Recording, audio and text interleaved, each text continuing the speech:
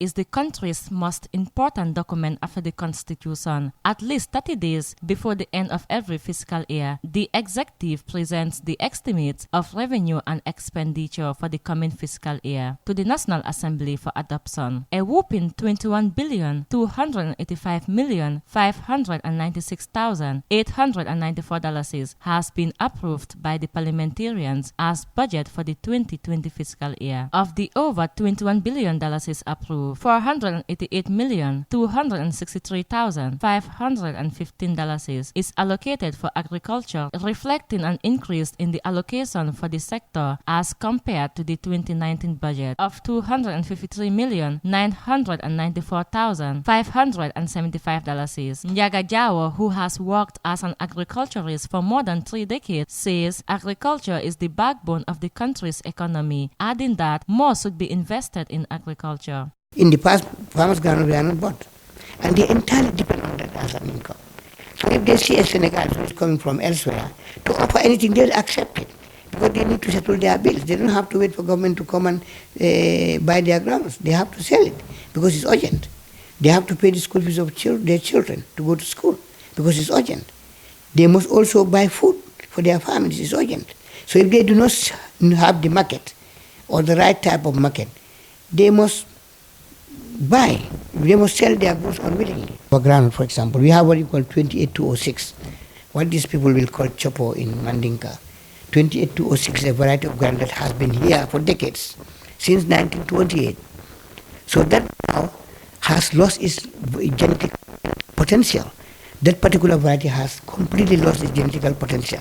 It was able to produce 5 tons or 6 tons per hectare or 4 tons per hectare. Now it cannot even produce 2 tons because it's old. Even with human beings, if you are getting older, you cannot produce better. And if you produce, maybe you produce poor quality human beings. It's just like the same thing goes to crops. Momodou Mbaye Jabang, Permanent Secretary of the Ministry of Agriculture, said an additional amount of $1 million will be allocated to them, further outlining why the reduction of the budget. The NAMs are not reluctant, or they don't, it's not like they don't want to increase the agriculture budget, but with the scarce resources, they really want us to buckle up at the level of the ministry to come up with programs that they can understand, I would say, so to say. Because the reason why I say for them to understand, we already have these programs. As you might know, we have what we call the National Agricultural Investment Program, which is based on our agriculture and natural resource policy, which is also tied to the National Development Plan. The Agricultural Minister, Oumie Sowe, acknowledges that the budget allocated for her sector is small, but is hopeful that the sector will register achievements. The budget they allocated, yes, is so small. If you look at the agriculture sector, because agriculture is the background of this country, and looking at Maputo Declaration, at least 10% of national budget should be allocated to agriculture.